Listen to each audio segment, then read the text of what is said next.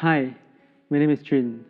I grew up in Vietnam into a family of four, and even though both my parents are doctors and they work in the healthcare sector, but for some reason they have a common interest in theatre.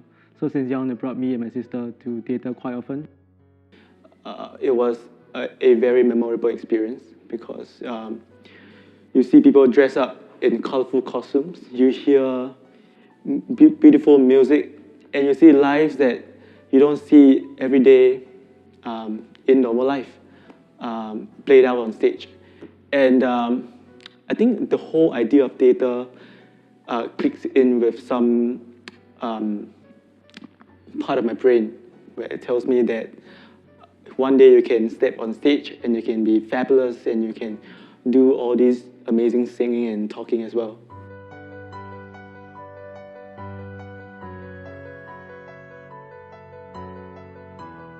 Yeah, I'm sure I can live without theatre, but theatre what it is drama, and without drama, life is just boring to me. And I would want to live a life that is a little bit more dramatic, a little bit more adventurous than a normal life. I started to pursue theatre proper 5 years ago when I get to fly over to Singapore and started my education in Singapore. So when I joined ACSI, they had a drama club. As a person who didn't speak English very well when I first joined the ACSI drama club, I wasn't interested with large responsibilities like acting on stage and stuff like that. I remember being a crew member and moving chairs and moving tables, and the highest point in my experience was to be a costume manager.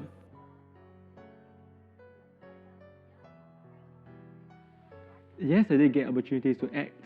There was this very painful experience, and the original idea for the play was about a kid who took a selfie with Barack Obama in the background, and Obama was taking a yawn, and then the selfie went viral on social media, and he became famous in 15 minutes. I was the one who's playing the selfie guy, and I was so hopeful that finally I have a main cast role. But as it went on and we developed the script further and further, the director decided that another friend in the club is more suitable for the role. So my friend was chosen for the part, and I got another role, which is a fan of the selfie guy. And I came on stage with a huge specs as a geek, and then run into the guy and hold the guy's hand, and my line was such hair, much wow, something like that. At one point in drama club, there was a proficiency test where the director prepared certain theatre assessment, and each of us will go in and we will try out. We will be tested. I went in, I did my best, and then the results came out and I passed. And the director told me, your accent gets into the way of your acting, which to me was very depressing because how is one supposed to improve one's accent? You know, it's something that you're born with. So when I entered NUS, I was very surprised to know that in the Vietnamese community in NUS, they organize annually a concert. And I didn't know what it's about or what has been done the previous years. But I was told that it's a musical concert. People come on and sing and dance and play guitar. So I decided that with the experience that I have in theatre, why not do something that is theatre related? When I proposed that we do something bigger and new, there were people who doubted that we don't have the necessary resources and manpower to do that. If we as a Vietnamese community have so many talents, we have people who can sing, can dance, can do theatre, can act, why are we keeping ourselves limited to a small hall and do just singing? why don't we step out to the world and say, hey, we can do all these wonderful things too, and we want to show you so that you can see that we have a vibrant community, we are a fun-loving people. It was a tough process where I have to propose different plot. Okay, so you want to portray emotions? Okay, I'm gonna give you this plot, which I think will portray emotions. There were moments where I wondered, what is the purpose of doing this? Why am I scratching my head out to write a script that may not be appreciated by people? Why am I spending nights sleepless where my project directors or my team members or the cast can go back home early and having a good rest? You know, why do I put so much burden on myself? Why do I think that I am such a theater genius? But I guess at the end of the day, if you're passionate about something, if you really want to do something, it shows. The final script that I proposed and was accepted was the fourth attempt at writing a plot for Esta Noche 2016. I finally was chosen as the creative director for Esta Noche. Being a director is something that is new, something that I thought would be very challenging, and yes, it is very challenging. I had to give very specific instruction about what I want as to, okay, you show desperation by rolling on the floor, by giving me a sadness expression on your face. To the audience, these things may not be very obvious, but I have to give clear instruction, and you see that these little details will come into the big picture when the whole play is played out.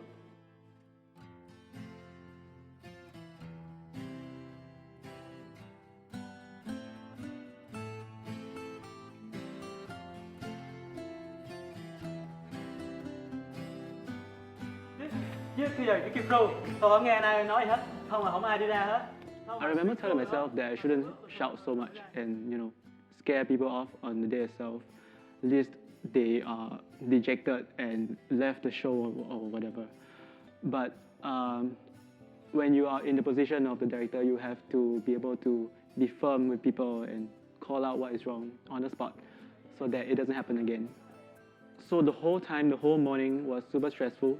I remember walking from the stage to backstage into the cast room and thinking, what can I say to the cast at this very important moment? What I told them was that I've done my best, and I asked them to look at me now.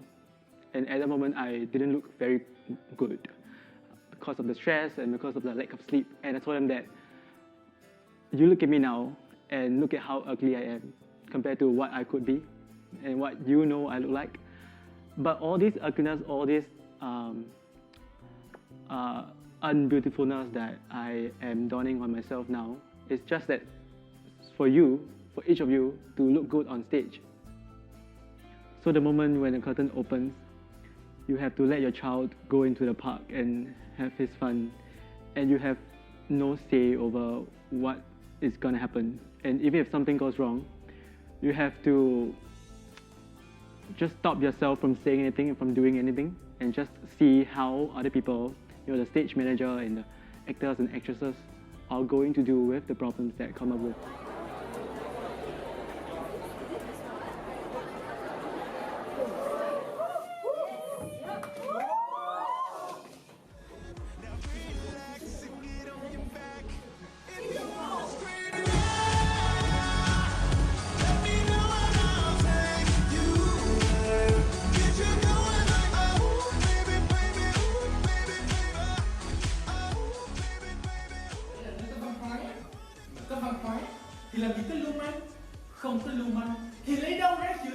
I guess the first thing that I want to put out for the audience to see and to hear is the Vietnamese language. We have a very beautiful language. I think it is a very beautiful language that not many people get to hear. So for this show, we are doing everything in Vietnamese except the song.